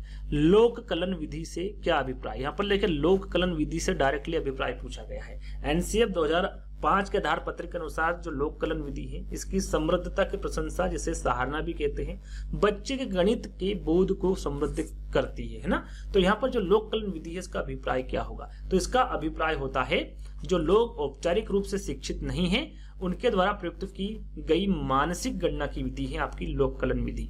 तो फोर्थ वाला जो विकल्प होगा वो आपका करेक्ट होगा, है ना। अगले प्रश्न को चलेंगे। अगला प्रश्न है आपका राष्ट्रीय पाठचर्या रूपरेखा 2005 के गणित के आधार पत्र के अनुसार कक्षाई प्रक्रियाओं में लोक कलन विधियों की समृद्धता की सराहना किसके विकास में सहायक नहीं करेगी? यहाँ पर देखिए इससे पहले सीधा सीधा पूछा गया था लोक कलन विधि से क्या तात्पर्य, लेकिन यहाँ पर पूछा गया है कि लोक कलन विधियों की समृद्धता की सराहना किसके विकास में सहायक नहीं करेगी, है ना। यहाँ पर नेगेटिव प्रश्न पूछा गया है। क्या वो सांस्कृतिक मूल्य है, मानक कलन विधि है, बच्चे का गणितीय बोध है या फिर बच्चे का विश्लेषण कौशल है? तो यहाँ पर सही आंसर क्या होगा आपका? सांस्कृतिक मूल्य होगा, है ना। ये विकास में सहायक नहीं करेगी सांस्कृतिक मूल्य। तो पहला वाला जो विकल्प होगा वो आपका बिल्कुल करेक्ट होगा। चलिए अगला प्रश्न है राष्ट्रीय पाठचर्या रूपरेखा 2005 के अनुसार प्राइमरी स्तर पर गणित में आकलन पर केंद्रित होना चाहिए। क्या केंद्रित होना चाहिए आकलन पर? यहाँ पर 4 विकल्प दिए गए हैं और कोट में आपको आंसर देना है। तो यहाँ पर सही आंसर होगा आपका विद्यार्थियों की गणितीकरण योग्यताओं के आकलन, बिल्कुल आपको पहला वाला विकल्प सही है। और दूसरा विकल्प होगा आपका ज्ञान के बजाय प्रक्रियाओं के आकलन, है विधियों और सूत्रों को रटने का आकलन। यहाँ पर रटन विधि होता नहीं है ना। एनसीएफ 2005 के अनुसार ये रटने की जो प्रवृत्ति है इस पर बिल्कुल रोक लगा दी गई है ना। तो यहाँ पर बी वाला विकल्प आपका गलत होगा। किसी विशिष्ट सवाल को हल करने की कलन विधि के ज्ञान के आकलन, तो यहाँ पर कलन विधि आ गई तो ये भी आपका गलत होगा। सही क्या होगा? ए और सी। ए और सी कहां पर है आपका? डी वाले विकल्प में, है ना। तो फोर्थ वाला विकल्प आपका करेक्ट होगा। चलिए अगला प्रश्न है राष्ट्रीय पाठचर्या रूपरेखा 2005 के अनुसार गणित के शिक्षण का उच्च लक्ष्य क्या है? यहाँ पर देखिए उच्च लक्ष्य पूछा गया है। पहले भी इस प्रकार के प्रश्न पूछे गए थे लेकिन जो विकल्प हैं उनको बदल दिया जाता है ना। तो यहाँ पर गणित शिक्षण का उच्च लक्ष्य क्या है? 4 विकल्प हैं आपके सामने। तो यहाँ पर आपका राइट आंसर होगा शिक्षार्थियों को विवेचन का तर्क संगत चिंतन कौशलों के विकास में क्या करना? मदद करना, है ना। जो तीसरा वाला विकल्प होगा ये आपका सही होगा। ये गणित के शिक्षण का उच्च लक्ष्य होगा आपका एनसीएफ 2005 के अनुसार। अगला प्रश्न राष्ट्रीय पाठचर्या की रूपरेखा 2005 प्राथमिक स्तर पर पर्यावरण अध्ययन शिक्षण का प्रमुख उद्देश्य होना चाहिए। यहाँ पर फिर से प्राथमिक स्तर पर पर्यावरण अध्ययन शिक्षण का प्रमुख उद्देश्य पूछा गया है, विकल्पों को बदल दिया गया है। यहाँ पर ध्यान से पढ़ेंगे तो जो आंसर होगा वो आपके सामने होगा। तो इसका सही आंसर क्या होगा आपका? कक्षाई अधिगम को विद्यालय के बाहरी जीवन से जोड़ना, है ना। यहाँ पर ईवीएस जहां पर भी आए और उसका प्रमुख उद्देश्य पूछे और बाहरी जीवन से जोड़ना ये विकल्प में हो तो करेक्ट कर दीजिएगा, बिल्कुल आपका करेक्ट आंसर होगा, है ना। तो फोर्थ वाला विकल्प क्या होगा आपका? करेक्ट होगा।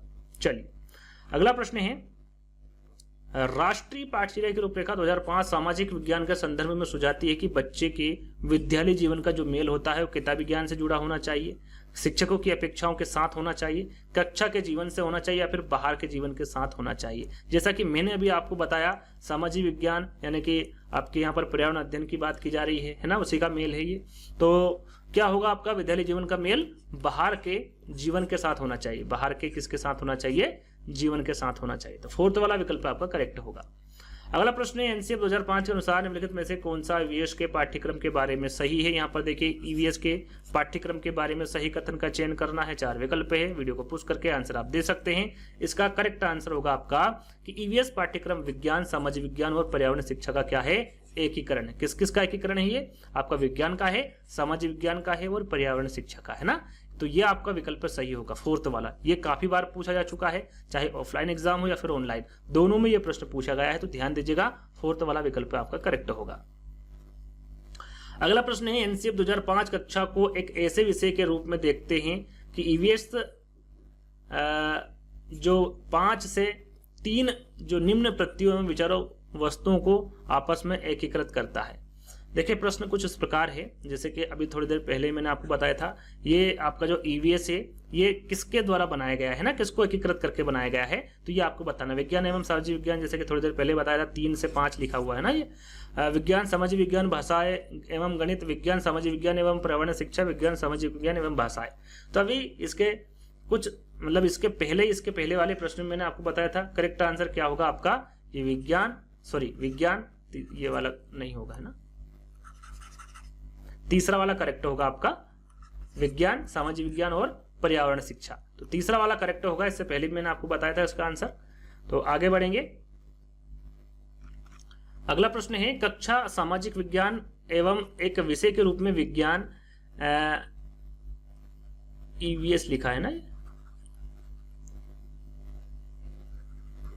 ईवीएस तक के 5 से 3 पर्यावरण शिक्षा को निम्न में से किसके अनुशंसा पर एकीकृत करता है। अब यहाँ पर जो तीनों विषय हैं है ना, जैसा कि हमने अभी थोड़ी देर पहले जाना था, तो ये जो अनुशंसा है जिसमें आपका विज्ञान हो गया, सामाजिक विज्ञान हो गया, पर्यावरण शिक्षा हो गया, तो ये जो अनुशंसा की थी किसके द्वारा की गई थी, इनका एकीकृत किसके द्वारा किया गया था, एनसीएफ 1988, 2005, 2007 या फिर 1986। राइट आंसर क्या होगा, राइट आंसर होगा आपका एनसीएफ 2005, जैसे कि हमने ऊपर भी पढ़ा था है ना, एनसीएफ 2005 के द्वारा एकीकृत किया गया था आपका सामाजिक विज्ञान और पर्यावरण शिक्षा। तो यहाँ पर आपका सेकंड वाला विकल्प सही होगा है ना। आपका पर्यावरण जो होता है वो कौन सी कक्षा से होता है, 3 से 5 तक की कक्षा में होता है, जो कि आपको सभी को पता होगा है ना। आगे हम बात करेंगे राष्ट्रीय पाठ्यचर्या रूपरेखा 2005 के अनुसार ईवीएस निम्नलिखित में से कौन से कथन को सीखने का वर्णन करती है। थोड़ा सा ये जो प्रश्न है ये थोड़ा ऊपर नीचे हो गया है ना। तो प्रश्न कुछ इस प्रकार है कि राष्ट्रीय रूपरेखा पाठ्यचर्या रूपरेखा 2005 निम्नलिखित में से कौन से कथन यानी कि ईवीएस सीखने का वर्णन करती है ना। यहाँ पर जो सीखने का वर्णन करती है ईवीएस, इन कथनों में से आपको बताना है कौन सा है। पर्यावरण से ज्ञान और कौशल की प्राप्ति होती है, अधिगमकर्ता के बीच विचार और कौशलों को साझा करना, प्रेषित की जा रही जानकारी प्राप्त करना, या फिर अधिगमकर्ता द्वारा ज्ञान का सक्रिय निर्माण। 4 विकल्प हैं, इसमें से कूट में आंसर देना है कि कौन कौन से विकल्प सही हो सकते हैं। तो यहाँ पर 57 का आपका सही आंसर होगा पर्यावरण से ज्ञान और कौशल की प्राप्ति, बिल्कुल सही है, पर्यावरण से ज्ञान और कौशल की प्राप्ति होती है। हम आगे बढ़ेंगे। दूसरा विकल्प अधिगमकर्ता के बीच विचार और कौशलों को साझा करना, बिल्कुल आपका बी वाला विकल्प सही होगा। सी प्रेषित की जा रही जानकारी प्राप्त करना, तो आपका प्रेषित की जा रही जानकारी प्राप्त करना आपका गलत विकल्प होगा। अधिगमकर्ता द्वारा ज्ञान का सक्रिय निर्माण, आपका 4th वाला विकल्प भी सही होगा। तो ए, बी और डी, तो यहाँ पर ए, बी, डी कहाँ पर है, ए, बी और डी, यानी कि 4th वाला जो विकल्प होगा वो आपका करेक्ट होगा। अगला प्रश्न है एनसीएफ 2005 के अनुसार प्राथमिक स्तर पर ईवीएस का उद्देश्य निम्न में से कौन सा होना चाहिए। यहाँ पर देखिए ईवीएस का मुख्य उद्देश्य पूछा गया है, वैसे ये प्रश्न पहले भी पूछा जा चुका है, लेकिन विकल्पों को यहाँ पर बदल दिया गया है। क्या सही होगा, 4 विकल्प है आपके सामने, पहला और दूसरा विकल्प यहाँ से चालू है, ये तीसरा है और ये 4th विकल्प है ना। सही आंसर क्या होगा, देखिए इसका सही आंसर होगा लिंग संबंधी विषयों की तथा हाशियाकरण के मुद्दों पर समालोचन करना है ना। ईवीएस का जो मुख्य उद्देश्य विकल्पों के अनुसार आपको चयन करना है ना। विकल्प कुछ भी दे सकते हैं, आपको चारों विकल्पों को ध्यान से पढ़ना है, उसके बाद आंसर करना है ना। तो आपका सही आंसर क्या होगा, यहाँ पर पहला वाला होगा। चलिए अगला प्रश्न है आपका शिक्षण अधिगम प्रक्रिया की अवधारणा करते समय राष्ट्रीय पाठ्यचर्या की रूपरेखा 2005 निम्न में से किसके महत्व पर बल देती है। यहाँ पर देखिए यहाँ पर 4 विकल्प हैं, इसके बारे में आपको बताना किस पर महत्व पर बल देती है ना। सक्रिय संलग्नता और अंतःक्रिया, ड्रिल और बार बार अभ्यास। जहां पर ड्रिल बार बार अभ्यास मैंने आपको क्या बताया था, नेगेटिव में चला जाएगा, रटने की सामग्री भी नेगेटिव में चला जाएगा है ना। अब 2 विकल्प बचे हुए हैं, इसमें आपको आंसर देना है। सक्रिय संलग्नता और अंतःक्रिया है, उत्तेजना प्रतिक्रिया संघ है। तो यहाँ पर 59 का आपका सही आंसर क्या होगा, ये जो बल देती है वो सक्रिय संलग्नता और अंतःक्रिया पर बल देती है ना। तो पहला वाला विकल्प आपका करेक्ट होगा। जहां पर रटन विद्या आ जाए, ड्रिल बार बार अभ्यास आ जाए, तो नेगेटिव में चला जाता है, जैसा कि आपको सभी को पता भी होगा है ना। तो अगला प्रश्न आपका एनसीएफ राष्ट्रीय पाठ्यचर्या जो है 2005 के अनुसार बताना है कि निम्नलिखित में से कौन से विषय प्राथमिक विद्यालय में गणित पाठ्यक्रम का भाग नहीं है। गणित पाठ्यक्रम का भाग कौन सा नहीं है, चौपड़ जिसे टाइलिंग भी कहते हैं, सममिति, प्रतिरूप या फिर अनुपात। यहाँ पर प्राथमिक विद्यालय में गणित पाठ्यक्रम का भाग कौन सा नहीं है। आपको यह भी ध्यान रखना है कि कौन से विषय में कह सकते हैं कि कौन से स्तर में पूछा गया, तो प्राथमिक स्तर में है ना। तो आपका सही आंसर क्या होगा, सृष्टि का अनुपात। आप देखेंगे जो प्राथमिक विद्यालय होता है उसमें जो अनुपात है ये गणितीय पाठ्यक्रम का भाग नहीं होता है ना। तो अनुपात आपका बिल्कुल सही आंसर होगा, डी वाला। तो आगे हम बात करेंगे 61 पे चलेंगे। अगला प्रश्न पाठ्यचर्या क्षेत्र के रूप में पढ़ाए जाने के लिए पर्यावरण अध्ययन की सिफारिश की थी। यहाँ पर देखिए पाठ्यचर्या क्षेत्र के रूप में पढ़ाए जाने के पर्यावरण अध्ययन की सिफारिश किसके द्वारा की गई थी, थोड़ी देर पहले हमने इसके बारे में जाना था। एनसीएफ 2005, 1988, 2000 या फिर 1975। सही आंसर क्या होगा, तो इसका सही आंसर होगा, देखिए जो पर्यावरण अध्ययन की सिफारिश की थी वो की थी आपकी एनसीएफ 1975। किसने की थी? एनसीएफ 1975 के द्वारा पर्यावरण अध्ययन की सिफारिश की गई थी। तो डी वाला विकल्प आपका करेक्ट होगा।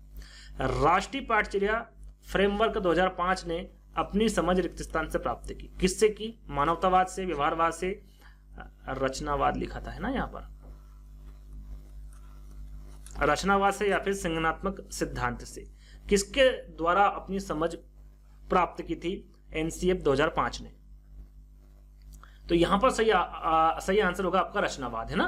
राष्ट्रीय पाठचर्या की जो रूपरेखा 2005 है उसने अपनी जो समझ है वो रचनावाद से प्राप्त की थी, है ना। तीसरा वाला विकल्प आपका करेक्ट होगा। चलिए अगला प्रश्न है, राष्ट्रीय पाठचर्या की रूपरेखा 2005 के अनुसार निम्नलिखित में से कौन सी एक पर्यावरण अध्ययन की विषय वस्तु यानी कि जो थीम है उसके बारे में बताना। जैसा कि मैंने बताया थीम कितने प्रकार की होती है, हर बार बताता हूँ 6 प्रकार की, उपथीम कितने प्रकार की होती है, 4 प्रकार की, तो इनके बारे में आपको बता चुका हूँ। यहाँ पर थीम पूछी गई है ना, विषय दे दे या फिर थीम दे दे ना, विषय को इंग्लिश में क्या कहते हैं? थीम कहते हैं। तो भोजन, सौरमंडल, मौसम या फिर ऊर्जा। तो सही आंसर क्या होगा आपका? भोजन, है ना। सौरमंडल ना थीम है ना उपथीम है, ये भी आपका थीम और उपथीम नहीं है और मौसम भी नहीं है। भोजन आपका क्या होगा? थीम होगा, है ना। तो पहला वाला विकल्प आपका सही होगा। अगला प्रश्न है आपका, राष्ट्रीय पाठचर्या रूपरेखा 2005 के अनुसार प्राथमिक विद्यालय में गणित पढ़ाने का मुख्य उद्देश्य निम्नलिखित में से कौन सा नहीं है। यहां पर देखिए जल्दबाजी में आप गलत नहीं करेंगे, प्रश्न को हमेशा ध्यान से पढ़ेंगे। बच्चे की सोच विचार प्रक्रिया को गणितीकरण रूप देना, तो ये आपका होगा प्राथमिक विद्यालय में जो गणित पढ़ाने का मुख्य उद्देश्य होता है उसके अंतर्गत आएगा, है ना। बच्चे के संदर्भ में गणित का वर्णन करना ये भी उसी में आ सकता है। समस्या समाधान के कौशल को बढ़ाना ये भी हो सकता है, लेकिन गणित के उच्चतर पढ़ाई की तैयारी करना प्राथमिक विद्यालय में पूछा गया है, यानी कि अमूर्त तैयारी की बात की जा रही है, उच्चतर पढ़ाई की, है ना। तो गणित के उच्चतर पढ़ाई की तैयारी कराना ये प्राथमिक विद्यालय में गणित पढ़ाने का मुख्य उद्देश्य नहीं होगा। तो यहाँ पर क्या सही आंसर होगा आपका? 4th वाला होगा। चलिए अगला प्रश्न है आपका, राष्ट्रीय पाठचर्या की रूपरेखा 2005 के अनुसार प्राथमिक स्तर पर पूछा गया है कि गणित शिक्षण का उद्देश्य कौन सा नहीं है। यहां पर भी नेगेटिव प्रश्न पूछा गया है, विकल्पों को बदल दिया गया है। देखिए पहला विकल्प है गणित में उच्चतर और अमूर्त पढ़ाई की तैयारी करना।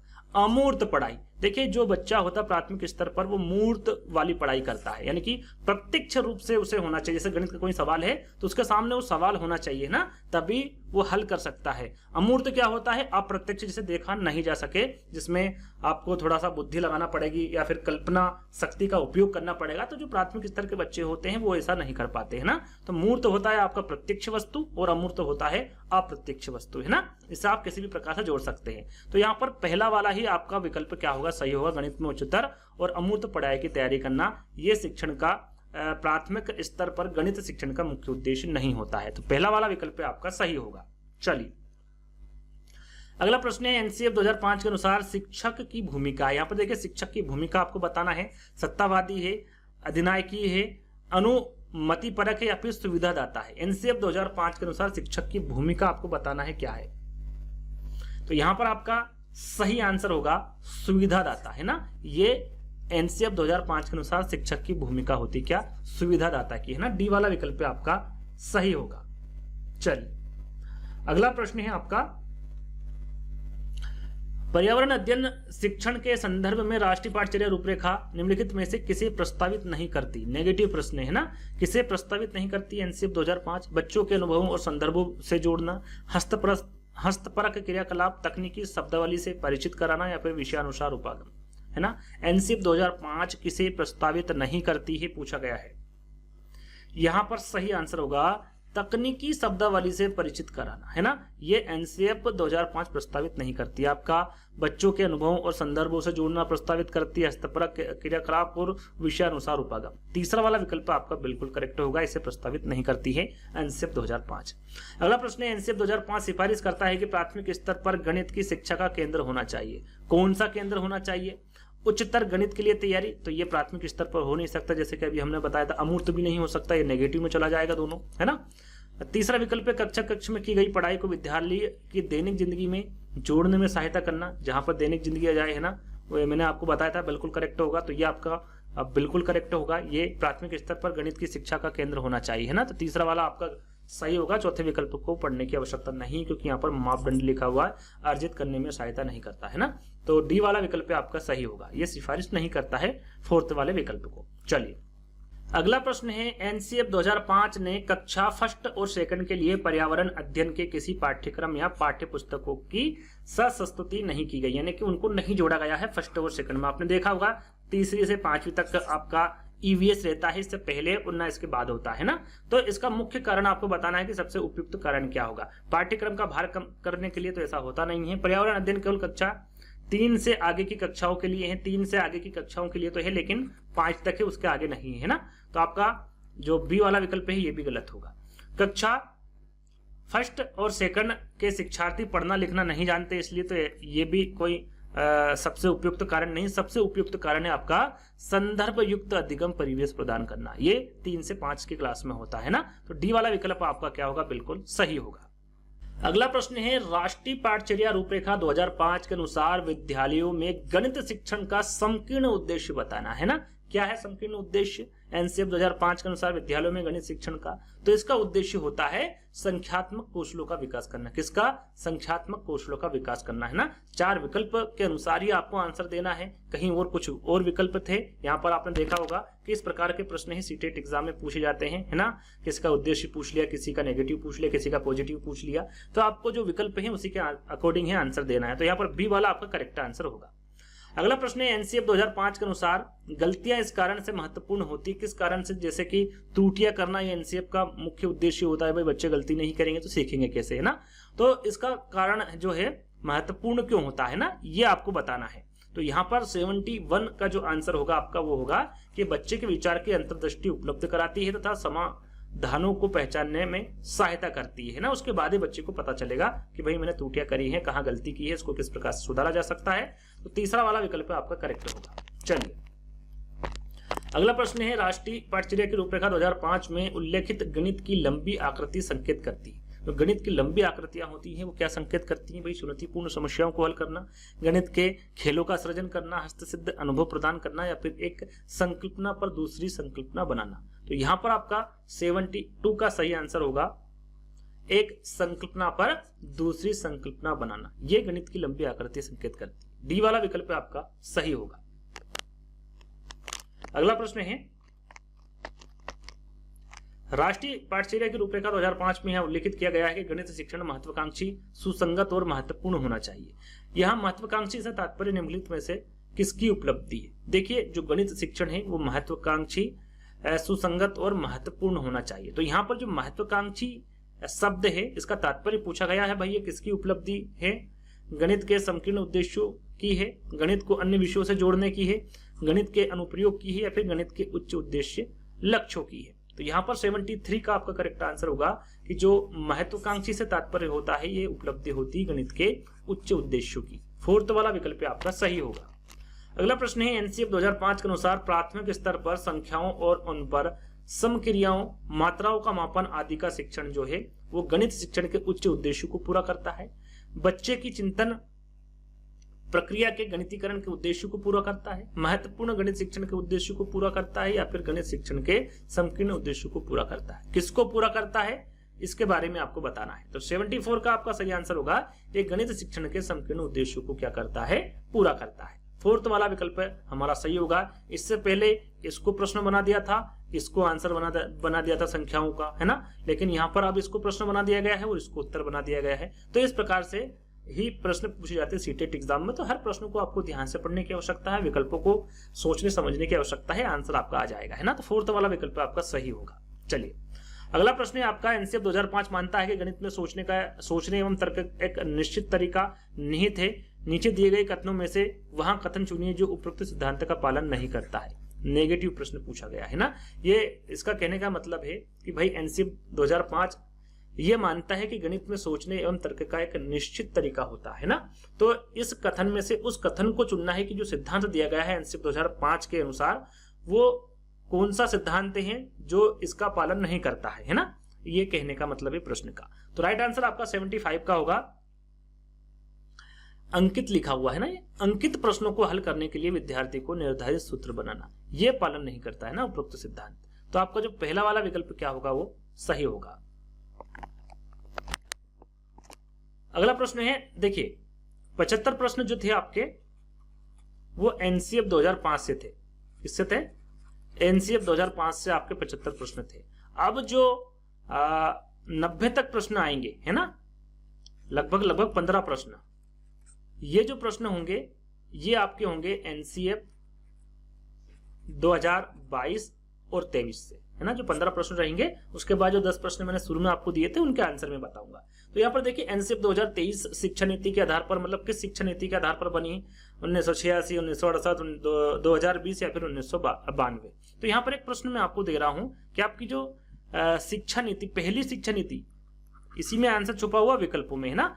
पहली शिक्षा नीति कब बनी थी? प्रश्न आपको ये लिखना है, उसके बाद उत्तर लिखना है कि कौन से सन में बनी थी, है ना। पहली शिक्षा नीति के बारे में मैंने पूछा है। लेकिन यहाँ पर 2023 शिक्षा नीति किस आधार पर तैयार की गई भाई? 86, 68, 2020 या फिर 1992। तो ये की है 2020। जो एनईपी 2020 है उसी की बात की जा रही है यहाँ पर, है ना। तो किसके आधार पर बनी है? 2020 के आधार पर बनी है ना। तो 2020 यहाँ पर यानी कि तीसरा वाला विकल्प आपका करेक्ट होगा। अगला प्रश्न है, एनसीएफ 2023 में पंचकोश में शामिल किस कोश का अर्थ भौतिक परत है? यहाँ पर देखिए एनसीएफ 2023 में पंचकोश को शामिल किया गया। किसको? पंचकोश को। इसका मतलब होता है ज्ञान की परतें। कितनी है ज्ञान की परतें? पंचकोश यानी कि 5 परत है। ज्ञान की कितनी परत बताई गई है? एनसीएफ 2023 में 5 परतें बताई गई है। पहला है आपका अनन्यमय कोश, प्राणमय कोश, ये दूसरा है, तीसरा है मनोमय कोश और चौथा है विज्ञानमय कोश। लेकिन 5 है तो 5वां है आपका आनंदमय कोश। क्या है? आनंदमय कोश। अब इसमें क्या पूछा गया है कि भाई जो पंचकोश में शामिल आपका कोश है, इन 5 कोशों में भौतिक परत किसको कहते हैं ना, किसका अर्थ है ये भौतिक परत? तो ये है आनंदमय कोश का, है ना। किसका है? आनंदमय कोश का है। इसे शारीरिक विकास भी कहते हैं ना। तो पहला वाला विकल्प आपका यहाँ पर करेक्ट होगा। इन 5 परतों के बारे में आपको पता होना चाहिए, याद कर लीजिएगा। चलिए, एनसीएफ 2023 में सरकारी और निजी स्कूलों में कितने साल तक के बच्चों के लिए मातृभाषा शिक्षा का प्राथमिक माध्यम होना चाहिए? तो यहाँ पर वो कौन सा साल है, यानी कि कब तक मातृभाषा के रूप में पढ़ाया जा सकता है स्कूलों में? 5 साल, 6 साल, 7 साल या फिर 8 साल? तो एनसीएफ 2023 चाहे वो सरकारी स्कूल हो या फिर निजी स्कूल हो, वहां के जो बच्चे होंगे वो 8 साल, है ना। 8 साल के बच्चों के लिए मातृभाषा शिक्षा का प्राथमिक माध्यम होना चाहिए। कौन से साल के? 8 साल। याद रखेगा, इंपोर्टेंट है। 4th विकल्प आपका करेक्ट होगा। अगला प्रश्न है, एनसीएफ 2022 के तहत, अब यहाँ पर 2022 का प्रश्न पूछा गया है ना, के तहत 3 से 8 वर्ष के बच्चों के लिए शिक्षा का माध्यम क्या होना चाहिए? चाहे 2022 के बारे में पूछे या फिर 2023 के बारे में पूछे, क्या माध्यम होना चाहिए? मातृभाषा, है ना। जैसा कि 2023 में अभी हमने देखा कि 8 वर्ष तक के बच्चों के लिए जो शिक्षा होनी चाहिए वो किसके माध्यम से होनी चाहिए? मातृभाषा के माध्यम से होनी चाहिए। 22 में पूछे या फिर 23 में, है ना। ध्यान रखिएगा, 3 से 8 वर्ष। तो पहला वाला विकल्प आपका करेक्ट होगा। चलिए, अगला प्रश्न है, एनसीएफ 2023 पंचादी में वर्णित कौन सी सीखने की विधि नहीं है? यहाँ पर देखिए एनसीएफ 2023 में पंचादी का मतलब होता है 5 स्तरीय सीखने की विधि। 5 स्तरीय सीखने की विधियां बताई गई है। अब 5 कौन कौन सी हैं? पहली आपकी अदिति, दूसरी है बोध, तीसरी है अभ्यास, चौथे नंबर पे है आपकी चौथे नंबर पर आएगा आपका प्रयोग और 5वें नंबर पे है आपका प्रसार, है ना। ये 5 प्रकार की सीखने की विधियां बताई गई है जो कि हमारे जो उपनिषद है उससे ली गई है 5 विधियां। तो इसमें कौन सी नहीं है? नेगेटिव प्रश्न पूछा गया था तो कौन सा होगा? आपका स्मरण होगा, है ना। इन 5 सीखने की विधियों को याद कर लीजिएगा। आगे हम बात करेंगे फाउंडेशनल स्टेज, जो एनईपी 2020 में आपको बताई गई थी, है ना। जो 4 स्टेज में पहले क्या था? 10+2 था। अब क्या कर दिया गया? 5+3+3+4, है ना। इस फार्मूले से आपको पढ़ाया जाएगा, है ना। तो ये फार्मूला में फाउंडेशनल स्टेज भी होती हैं। यदि आपने नहीं देखा वीडियो एनईपी 2020 का तो उसको देख लीजिएगा, सारी बातें क्लियर हो जाएगी। यहाँ पर हम एनसीएफ 2023 की बात की जा रही है। तो पूछा क्या गया है कि फाउंडेशनल स्टेज के लिए एनसीएफ 2023 किस आयु के बच्चों के लिए शिक्षा के लिए, है ना। तो 1 से 5, 1 से 8, 3 से 8 या फिर 6 से 14 फाउंडेशनल स्टेज के बारे में पूछा गया है। 81 का आंसर आप बता सकते हैं कमेंट के माध्यम से। इसका सही आंसर क्या होगा? आपका जो फाउंडेशनल स्टेज होती है वो 3 से 8 वर्ष तक की होती है। कौन सी? 3 से 8 वर्ष तक की होती है। तो यहाँ पर पहला वाला विकल्प आपका सही होगा, यानी कि जो पहली वाली स्टेज होगी इसे ही क्या कहते हैं? फाउंडेशनल स्टेज कहते हैं, जो कि 5 वर्ष तक की होती है। कितनी होती है? 5 वर्ष तक की। चलिए आगे बढ़ेंगे। FLN के लक्ष्य को प्राप्त करने के लिए भारत सरकार की 2021 में लाई गई पहल कौन सी है? यहाँ पर देखिए एक और प्रश्न आपसे पूछ रहा हूं मैं, FLN का फुल फॉर्म क्या होता है? FLN का फुल फॉर्म आपको बताना है ना? ये कमेंट्स के माध्यम से इसका आंसर दीजिएगा, फुल फॉर्म भी पूछा जा सकता है। तो यहाँ पर FLN के लक्ष्य को प्राप्त करने के लिए भारत सरकार ने 2021 में लाई गई पहल कौन सी है, इसके बारे में आपको बताना है। तो वह निपुण भारत है ना, इस पर भी मैं वीडियो बना चुका हूँ, यदि आपने नहीं देखा देख लीजिएगा, इंपोर्टेंट है, निपुण भारत है ना। इससे संबंधित जितने भी इंपोर्टेंट प्रश्न हैं सारे के सारे मैं लाया हूँ, यदि नहीं देखा देख लीजिएगा। तो कौन यहाँ पर सही आंसर क्या होगा आपका? तीसरा वाला निपुण है ना। अगला प्रश्न है आपका, NCEP 2023 द्वारा प्रस्तावित निम्नलिखित में से कौन सा पाठ्यचर्या क्षेत्र के अंतर्गत आता है? कला, विज्ञान, अंतः विषय क्षेत्र या फिर उपरोक्त सभी? तो यहाँ पर NCEP 2023 द्वारा प्रस्तावित जो पाठ्यचर्या क्षेत्र के अंतर्गत आता है वो कला भी आता है, विज्ञान भी आता है और अंतः विषय क्षेत्र भी आता है। तो यहाँ पर उपरोक्त सभी आपका राइट आंसर होगा। चलिए अगला प्रश्न है, बुनियादी स्तर पर बालकों के सार्थक अधिगम के लिए एक प्रभावी शिक्षक की भूमिका आपको बताना है, क्या होगी? तो यहाँ पर 4 विकल्प दिए गए हैं और कूट में आपको आंसर देना है। 4 विकल्प में नहीं पढ़ूंगा, डायरेक्टली आपको यहाँ पर आंसर बताऊंगा। तो यहाँ पर आपका सही आंसर होगा उनके अनुभवों व सीखने के तरीकों को सम्मान देना, बिल्कुल सही है। और खेल विधि से बच्चों को सीखने के सक्रिय मौके दे, है ना। यहाँ पर जो A और C यानी कि पहला और तीसरा यानी कि B वाला विकल्प आपका यहाँ पर करेक्ट होगा। चलिए अगला प्रश्न है, बुनियादी स्तर के सीखने में किसकी भूमिका है? क्या परिवार की है, आस पड़ोस की है, निकटतम लोग या फिर ये सभी? तो जो बुनियादी स्तर है इसमें परिवार की भी भूमिका होती है, आस पड़ोस की भी होती है, जो निकटतम लोग हैं उनकी भी होती है। तो ये सभी यहाँ पर आपका करेक्ट आंसर होगा। अगला प्रश्न है, राष्ट्रीय पाठचर्या रूपरेखा 2005 को पंचकोश बच्चे ने की शिक्षा के लिए, थोड़ा प्रश्न ऊपर नीचे हो गया है, 2022 अवधारणा को बताया है। पंचकोश की अवधारणा किस उपनिषद से उत्पन्न है? यहाँ पर देखिए सीधा सीधा पूछा गया है आपसे, जो पंचकोश दिया गया है वो 2022 में भी दिया गया है और 2023 में भी वही बात एक ही है ना। 2022 पूछे या फिर 23 पूछे, पूछा क्या गया है इसमें कि जो पंचकोश है उसकी अवधारणा किस उपनिषद से उत्पन्न हुई है? ऐत्रेय से हुई है, तैत्तिरीय से हुई है, ब्रह्मधारण किससे हुई है या फिर छांदोग्य से हुई है? तो जो उपनिषद है वो कौन सा होगा आपका? तैत्तिरीय। इंपोर्टेंट ध्यान दीजिएगा, जो पंचकोश की अवधारणा किस उपनिषद से उत्पन्न हुई है? तो तैत्तिरीय उपनिषद से उत्पन्न हुई है ना। बी वाला विकल्प आपका सही होगा। और 5 पंचकोश के बारे में थोड़ी देर पहले ही मैंने आपको बताया था। अगला प्रश्न है, एनसीएफ 2022 में दी गई पंचकोश की अवधारणा में किस कोश में बच्चों के गुणों का विकास, मौलिक वर्धन की बात की गई है ना। बच्चों के गुणों का विकास की बात, किस गुणों के विकास की बात की गई है? शारीरिक विकास, बौद्धिक विकास, मानसिक विकास या फिर प्राणिक विकास? यहाँ पर पंचकोश की अवधारणा के किस कोश में, यहाँ पर जो 5 कोश दिए हुए हैं उसमें आपको बताना है कि बच्चों के गुणों का जो विकास है वो किस कोश में इसकी बात की गई है। तो ये की गई है आपकी 87 का, सरल सा है, 4 विकल्प देखेंगे, आंसर आपके सामने होगा। मानसिक विकास है ना, इसी में बच्चों के गुणों का विकास होता है मानसिक विकास में। करेक्ट क्या होगा आपका? तीसरा वाला होगा। चलिए अगला प्रश्न है और इंपोर्टेंट प्रश्न है, राष्ट्रीय पाठचर्या रूपरेखा एनसीएफ 2022 के अध्यक्ष, एनसीएफ 2022 के अध्यक्ष कौन थे?